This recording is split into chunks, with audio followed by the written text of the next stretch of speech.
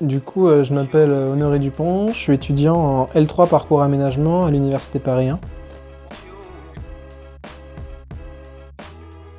Donc le parcours aménagement, comme son nom l'indique, c'est un parcours qui est destiné à avoir à la fois du coup, des cours d'un tronc commun, partagés avec ceux qui n'ont pas pris de spécialité, et en même temps des cours de spécialité en aménagement. Moi, au premier semestre, j'en ai 4. J'en aurai 3 au second semestre. Et c'est des cours qui représentent un volume horaire à peu près de 8 heures par semaine. Contrairement au parcours classique, on va dire, ces cours de spécialité ne sont pas en format CM plus TD. C'est ou un CM ou un TD sur les 4 matières. L'intérêt de ce parcours, c'est aussi de travailler du coup sur les questions d'aménagement et du coup d'ouvrir un peu les thématiques notamment urbaines pour les masters en urbanisme. Il y a aussi la possibilité de travailler sur les espaces ruraux évidemment. Il y a une approche qui peut être assez économique aussi. On va travailler sur les dispositifs mis en place notamment dans les quartiers les plus difficiles, ce qu'on appelle les quartiers politiques de la ville.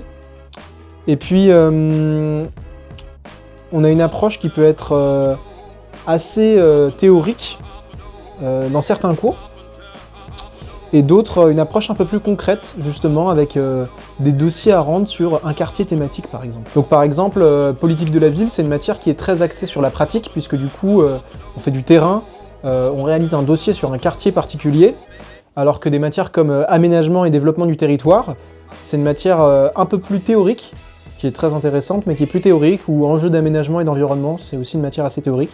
On a aussi un cours d'architecture pour nous initier à la question urbaine, notamment. Ça représente une charge de travail importante. En tout cas, c'est un surplus important par rapport au parcours classique. Donc faut compter, moi je considère en moyenne, il faut compter 5 heures de cours classiques en plus.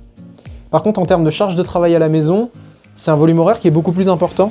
Les dossiers sont plus gros. On a un dossier par exemple en politique de la ville qui fait entre 40 et 45 pages.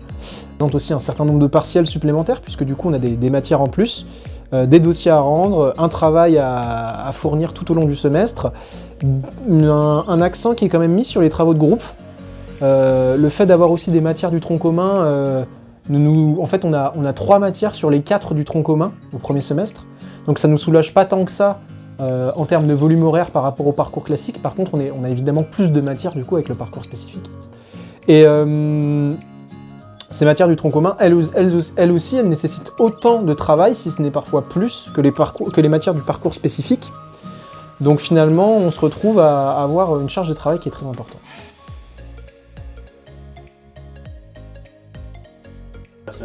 Donc au niveau des masters, donc ce qui est bien avec une L3 parcours, un parcours en L3 en fait, c'est que ça ne ferme aucune porte.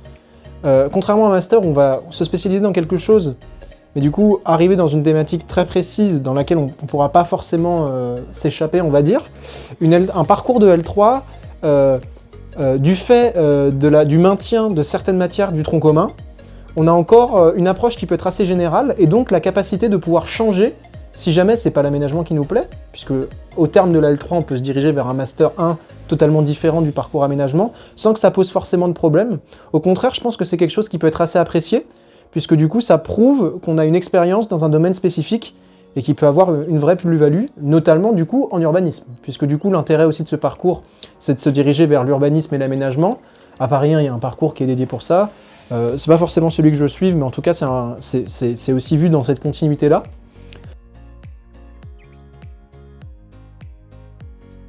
Donc au niveau de la vie étudiante à l'Université Paris 1, alors ce qui est bien, la L3 parcours aménagement est un bon exemple en fait, puisqu'on est à la fois en relation du coup avec le COUMEN, qui est l'association des étudiants géographes de Paris 1, dont je fais partie. Cette association, elle a un impact très important au niveau des L1, L2, L3 essentiellement, et des parcours généraux. En master, notamment les masters d'aménagement, puisque c'est l'association Magistram, qui est une association du coup des masters en aménagement à Paris 1, qui elle s'occupe de mener une vie associative relativement développée du coup pour les étudiants de master et de permettre une insertion professionnelle plus ou moins aboutie. Alors les plus de la formation, c'est que c'est une formation qui est assez prenante, qui demande pas mal de travail, et donc ça c'est je pense un vrai atout, notamment pour les dossiers. Finalement, je pense que c'est une bonne initiation aussi pour les mémoires de recherche, ou pas de recherche d'ailleurs, en Master 1. Comme atout, on peut citer aussi le contact qui est créé avec les enseignants qui sont nos enseignants de L3 aménagement, sont les mêmes enseignants que ceux qu'ont les étudiants en master d'urbanisme à Paris 1. Donc ça permet de nouer un bon contact avec ces professeurs et de savoir si leur manière de fonctionner nous plaît, et donc pourquoi pas de nous diriger ou pas vers ce master-là. D'autres plus, je pense, on peut ajouter... moi, je trouve que c'est une très bonne chose, personnellement, que la continuité qui est faite avec le tronc commun, donc des matières qui ne sont pas spécifiques, c'est une très bonne chose, parce que on se spécialise d'un côté, mais de l'autre côté, on n'abandonne pas les matières et la pluridisciplinarité de la géographie. Et ça, je trouve que c'est très important parce que ça permet de se réorienter à la suite de la L3 si on n'est pas forcément fan de l'aménagement.